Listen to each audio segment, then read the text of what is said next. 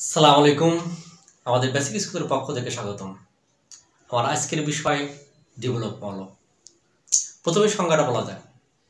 যে সকল মৌলের পরমাণুর সর্ববহিস্থ শক্তি স্তরের পূর্ববর্তী স্তরে ডিউপ স্তরে ক্রমান্বয়ে ইলেকট্রন প্রবেশ ঘটে তাদেরকে ডেভেলপ মৌল বলা হয়। এখন এই মৌলগুলো ডেভেলপ মৌলগুলো সবগুলোই ধাতু। সাধারণত ইন্টারের বইতে লেখা আছে বি উপস্তরে যে মৌলগুলো আছে সেগুলো সবই ডেভেলপ মৌল। 9-10 বইতে লেখা আছে 3 থেকে 12 পর্যন্ত যে গ্রুপের মৌলগুলো আছে ওগুলো ডেভেলপের মৌল। এখন আমরা কিভাবে বুঝবো যে এটা ডেভেলপের মৌল? আমি প্রথমে একটা উদাহরণ দেই, স্ক্যান্ডিনিয়াম। তোমরা জানো স্ক্যান্ডিনিয়াম 21। এখন এর যদি ইলেকট্রন বিন্যাস করি আমি লিখি এস এস পিএস ডি। আমি ঠিক পর্যন্ত গেলে এটা হয়ে যাবে। এখন তোমরা জানো S P D F, S এর জন্য 1, পির জন্য 2, ডির জন্য 3, এফ এর জন্য 4। সাধারণত এটা সহজভাবে বোঝানোর জন্য তাহলে এস 1 থেকে শুরু, 1 2 3 4, পি শুরু 2 থেকে তাহলে 2 3, ডি শুরু 3 থেকে তাহলে এখানে আমি 3 দিয়ে দিলাম।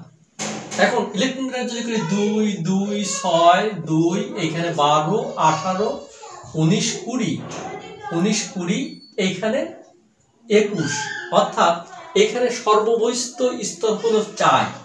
সর্ববহিস্থ স্তর কত? 4। আর তার পূর্ববর্তী স্তর হলো 3। তার 3 উপস্তরে এটা প্রবেশ করে। সংজ্ঞায় বলা আছে যে সব মৌলের পরমাণু সর্ববহিস্থ শক্তি স্তরের পূর্ববর্তী। সর্ববহিস্থ স্তর 4, তার পূর্ববর্তী স্তর হলো 3। এই 3 স্তরে ডি উপস্তরে ক্রমান্বয়ে ইলেকট্রন প্রবেশ করছে, তাদেরকে ডেভেলপ মৌল বলা হয়। ঠিক এই ডি উপস্তরে প্রবেশ করছে বিধায় থেকে এটা ডেভেলপ মৌল।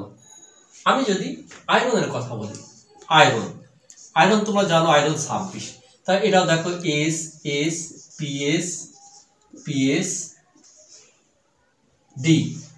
তাহলে দেখো আয়রনের জন্য সেই আমি আগের মতো বলি, এস এর জন্য 1 থেকে শুরু, 1 2 3 4, পি শুরু 2 থেকে আমি 2 থেকে শুরু করলাম 2 3, ডি শুরু 3 থেকে আমি 3 দিলাম।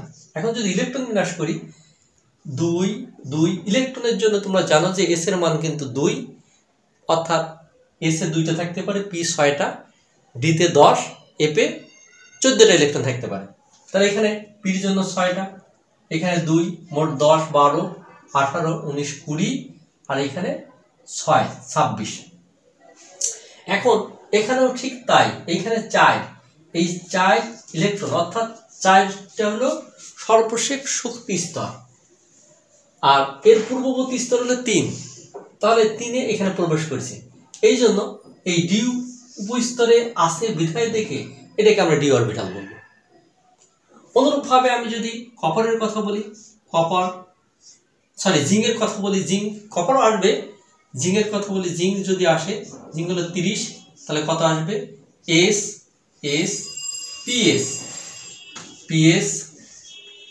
D PS. আমার দেওয়ার প্রয়োজন এই পর্যন্তই হয়ে যাবে। তাহলে এখানে প্রথমে 1 2 3 4, এস 1 থেকে শুরু, আর পি শুরু 2 থেকে, পি 2 থেকে শুরু 2 3, আর ডি শুরু 3 থেকে। তাহলে কত হবে? 2 2 6 2 12 18 19 20, এইখানে 10। এখন ঠিক আগের মতো 4 এর পূর্ববর্তী 3, সর্বশেষ শক্তি স্তর 4, সর্বশেষ শক্তি স্তর 4, 3 এখানে প্রবেশ করছে, এখানে 10টা ইলেকট্রন। আমি এটা দেখার কারণ আছে একই রকম, যদিও তারপরে এটা আমার অবস্থান মৌলের জন্য এটা আমরা সহজ বুঝতে পারবো। এখন এখানে যে ডেভেলপ মৌলগুলো, এর সর্বশেষ শক্তি স্তরটা হলো D1 থেকে D10 পর্যন্ত। এর মধ্যে যেটা থাকবে সেটাই ডেভেলপ মৌল, D1 থেকে D10 পর্যন্ত। আমি একটা উদাহরণ দিই, 1 থেকে 10, এটাই এই জন্য আমি এটা উদাহরণটা তোমাদের দিচ্ছি। 1 থেকে 10 যে কোনোটা হতে পারে। এখানে D1 2 3 4 5, সর্বশেষ যে ডি ও উপস্তরে থাকবে, অর্থাৎ ডির উপরে যে ইলেকট্রনটা থাকবে সেটা 1 হতে পারে, 2 হতে পারে, 3 হতে পারে, 4 হতে পারে, 5 হতে পারে, 6 হতে পারে, 10 হতে পারে। এখন প্রশ্ন হলো এটা হলো ডি বলক মৌল। এখন এর মধ্যে আছে অবস্থান্তর মৌল। অবস্থান্তর মৌল বলতে হলো যেটা D1 থেকে D9 পর্যন্ত যদি থাকে সেটা হলো অবস্থান্তর মৌল। D1 থেকে D9 পর্যন্ত। যদি 10 হয় সেটা অবস্থান্তর মৌল নয়। তোমরা জানো যে এইটা কিন্তু অবস্থান্তর মৌল নয়, এইখানে জিঙ্কটা অবস্থান্তর মৌল নয়, অবস্থান্তর মৌল নয়, মৌল নয়। কেন নয় অবস্থান্তর মৌল? এখানে D10 অর্থাৎ 10 পূর্ণ হয়েছে, যখন 10 পূর্ণ হবে তখন সেটা অবস্থান্তর মৌল নয়। এখানে 10 হলে পরে অবস্থান্তর মৌল নয়। কিন্তু 1 থেকে 9 পর্যন্ত যদি থাকে ইলেকট্রন, এটা যে কোনো একটা যদি থাকে সেটা অবস্থান্তর মৌল। এখন এই যে ডিবলকের মৌল, তোমরা আগে আমি বলছি যে এটা সবগুলোই ধাতু, এটা তীব্র তড়িৎ ধনাত্মক মৌল, এর যোজনী পরিবর্তনশীল। অর্থাৎ ডিবলকের মৌলর যোজনী কিন্তু, অর্থাৎ যে অবস্থান্তর মৌল, এই অবস্থান্তর মৌল যোজনী পরিবর্তনশীল। এটা তীব্র বিজারণধর্মী অবস্থান্তর মৌল যেগুলো। এই অবস্থান্তর মৌল তোমরা এটাও জানো যে অবস্থান্তর মৌল সাধারণত যে বিজারণধর্মী, অর্থাৎ এটা যোজনী পরিবর্তনশীল। আর এই যে যৌগগুলো গঠন করে এটা প্রাসম্বকীয় রঙ্গিল যৌগ গঠন করে, অর্থাৎ রঙ্গিল, অধিকাংশ ক্ষেত্রে এই অবস্থান্তর মৌল রঙ্গিল যৌগ গঠন করে। এটা প্রাসম্বকীয় যৌগ গঠন করে, রঙ্গিল প্রাসম্বকীয় যৌগ গঠন করে।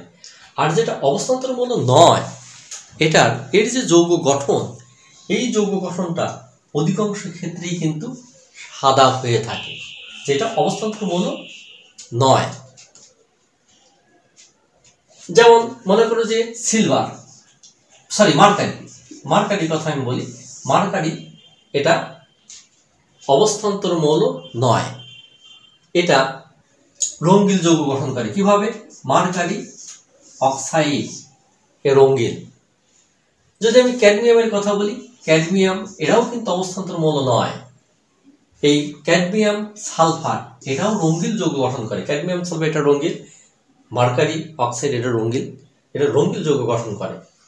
তবে অধিকাংশ ক্ষেত্রেই অবস্থান্তর মৌল নয় যেগুলো, সেটা সাদা যৌগ গঠন করে। কিছু কিছু আছে রঙ্গিল যৌগ গঠন করে, যেমন যে আমি বললাম মার্কারি অক্সাইড, ক্যাডমিয়াম সালফার এটা রঙ্গিল যৌগ গঠন করে।